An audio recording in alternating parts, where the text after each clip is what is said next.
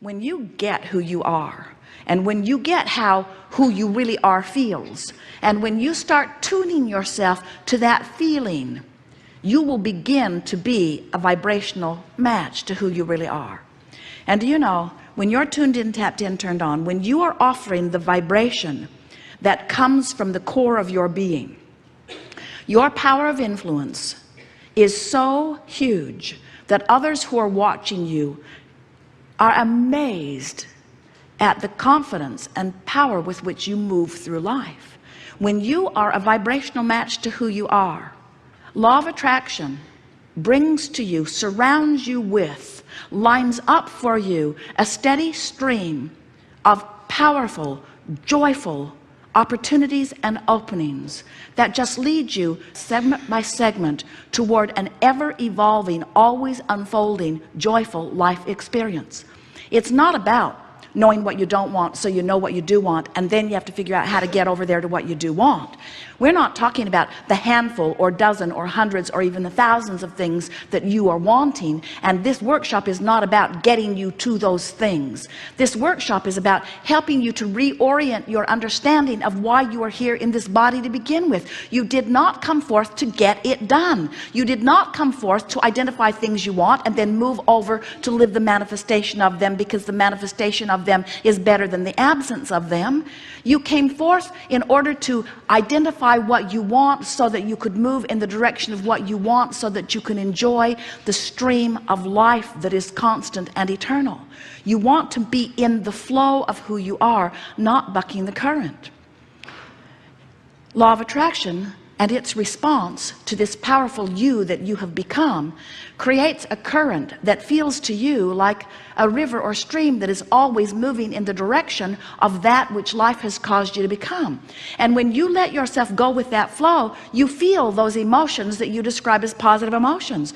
But when you're turned upstream in opposition to that current, you feel it in your body, you feel it in every fiber of your being. You feel it because you are not letting yourself be who you are, and that contradiction in energy tears you apart. It makes you miserable, it messes up your body, it ruins your life to some degree, it keeps you from being who you are. Now when you croak, of course, that all ends, because when you croak, we love that disrespectful word.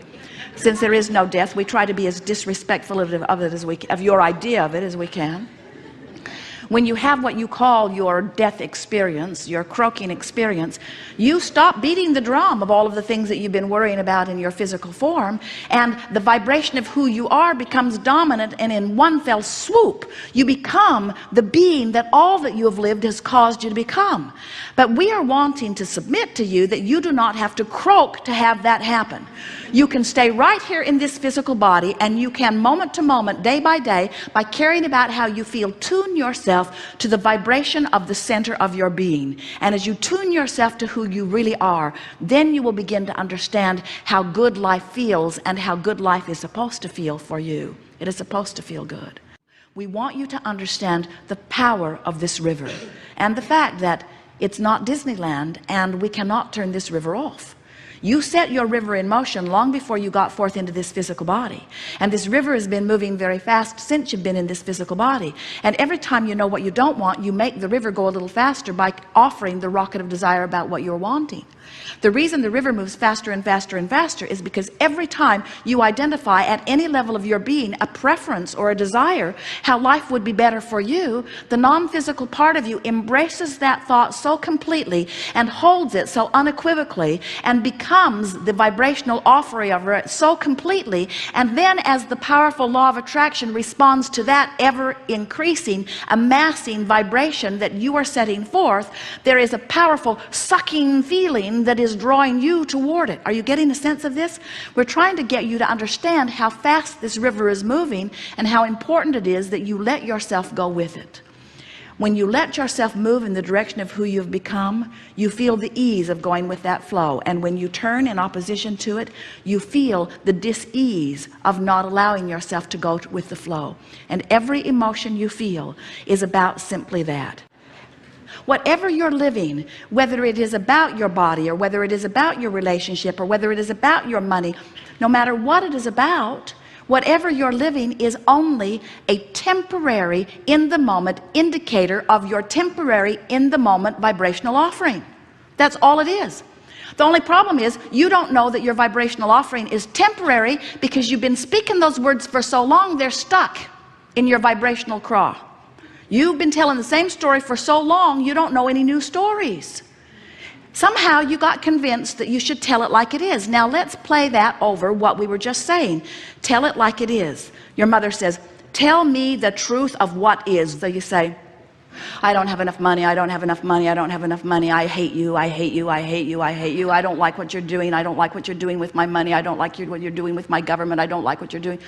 We're making a point here, and we know it's getting annoying to you, but we want you to understand that you've got to tell a different story. Did we make a point with you about these 2 points of vibrational offerings that are going on? There's the larger you, and then there's the physical you. Do you get that? Do you believe it? Do you understand that you are this source energy being? So listen to the difference in the drums that are being beat. I don't have enough money, I don't have enough money, I don't have enough money, I don't have enough money, I've never had enough money. There's plenty of money, the money is here, the things are lined up, the resources are in place, circumstances of event have been arranged, the money is here, the money is here, look over here, look over here, look over here, look over here, look over here. Now we want to depict the emotional difference. I don't have enough money, I don't have enough money, why don't I have enough money? I'm so sorry that I don't have enough money, what have I done wrong? I should have known better, they should have known better. There's plenty of money, nothing has gone wrong, everything that you want is lined up for you. Whenever you're ready, it's right here for you. There's nothing you need to do, you've done all the work, all you need to do is relax and allow what you want to flow into your experience. You want to begin to listen to the drum of the source within you. You want to listen to the call of source. Source is calling you in the direction of what you want. And the way you know that you're moving in the direction is because things start lighting up for you, meaning that they begin feeling really, really good to you. When you get on this track of following the trail that has been pre-paved by you and is being tended by the source within you and is calling you toward what you're wanting, you feel energized, you feel enthusiasm.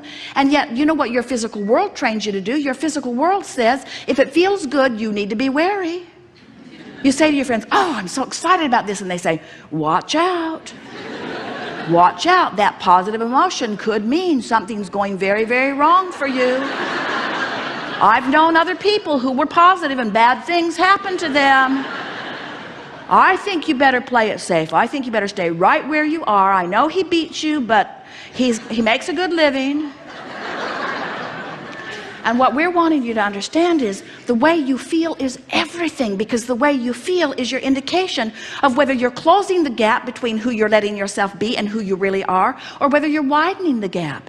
And you're going to get so that you can feel statement by statement, whether it's downstream or upstream. Downstream or upstream. The downstream statement always feels like relief. It doesn't always feel like sunshine, lollipop, and roses. It doesn't always feel like the best feeling thing that you've ever felt, but the downstream thought from where you stand always feels better than the upstream thought. You can always tell the difference between something that feels a little worse and a little better, a little worse and a little better. So often a gathering like this leaves you with the impression that you need to get over here into these good feeling emotions, and you have been so sick to your stomach of positive people for so long, the idea of being one of them is abhorrent to most of you. In other words, nothing is more annoying than to see someone happy when you're not. Nothing is more annoying than to see someone living the life you want to live when you're not living it. And even worse, crowing about it. Oh, let me tell you how good my life is. Let's not go there, you say.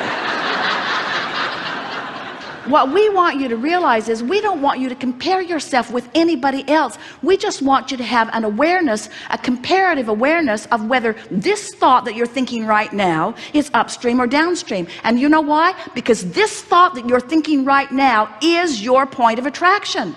This is the thought that you're thinking right now that your life is becoming the indicator of. But there's this one little thing that we need to tell you. You probably already know it. There's a buffer of time between you offering a vibration and it manifesting. More than 99% of every creation is completed by you vibrationally before the evidence begins to show. So you can be turned in the downstream direction for a while before you begin to see the evidence of it. And that's what makes you not know. You want instant manifestation.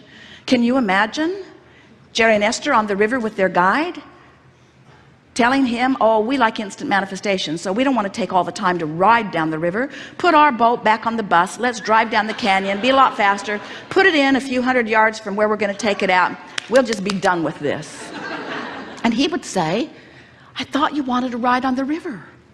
And that's what we want you to understand. You want this ride on the river. You want to discern contrast. Oh, you think that if you had the choice, and you did, but you think that if you'd had the choice from this physical experience, and good thing you didn't, you'd think that if you had the choice, and you did, that if you came forth into this physical experience, that your nest would be so feathered that it would be full of all of the things you want, and there would be nothing in your environment that would even get your attention a little bit that would make you feel bad. Many of you as parents try to do that for your children, and you deprive them temporarily of the contrast that they came to live. You said, I'll go forth into the contrast, and from it I will be able to discern what I prefer, and that will be a wonderful thing, because when I know what I prefer, I'll hold it in my vibrational countenance, and then the law of attraction will bring it to me, and then I'll have a new platform from which to prefer, and I'll hold it in my vibrational countenance, and law of attraction will bring it to me. So from this buffet of life, I will extract from it the things that I most prefer, and out of it I will carve out the perfect life for me from my personal perspective. But instead, you got here, and there were so many other dysfunctional people around you who had already lost sight of their own guidance system, who said to you, most of you, I am a very conditional lover and liver of life, which means good conditions make me feel good, but bad conditions make me feel bad. So these are the rules for the good conditions that I need to extract from you. And since you're in my life, I'll be looking at you quite a lot. Since I am your employer, or since I am your mother, or since I am your father, or since I am your teacher, I have been assigned the task of looking at you. And when I look at you, I want to feel good, which means you need to perform in ways that make me feel good. I don't want you to be selfish.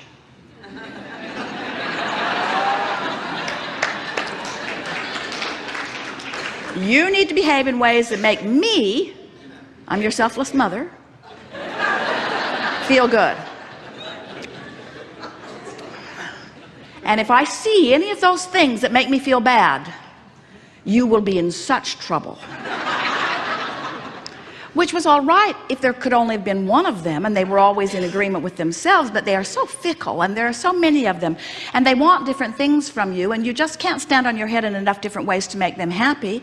And pretty soon you figure out that no matter how hard you try, you can't make them happy. And we are wanting to say to you that none of you came forth with the intention of listening to anyone outside of you. Every one of you knew that life would cause you to expand, and that that expanded being would call you, and when you go in the direction of that expansion, that you would feel good. And you planned on leaving everybody else out of the equation. You really did. You did not plan on guiding your life by that which other people are saying. First of all, they don't have very much of an attention span. Have you noticed? How long did your lover really give you his undivided attention? No one dares say. Not that long. Not that long. How long did your mother give you her undivided attention? Not very long. Nobody can do it, because nobody is born to be the keeper of you. They are all born to be the creator of their own experience. And we think that the greatest hypocrisy, the thing that has caused you the most trouble, is that they tell you that you are important to them, but the bottom line is how they feel is what's most important to them. So they keep trying to guide you and your behavior by what makes them feel good. And then, oh, you get so full of resentment, because you know what would make your life really wonderful right away is if you could just accept that everybody is in this life for themselves. And that's not a bad thing, because what that's really saying is everybody is source energy, and everybody came forth in order to give birth to new rockets of desire, and everyone has a source within them that is guiding them toward their best interest. So imagine what a wonderful world that is if everyone has their own personal guidance system, and it is source, and everyone is being called toward the improved life experience, and everyone, or even most of them, or even some of them, are hearing the call and moving toward it. Can you imagine how magnificent this world would become?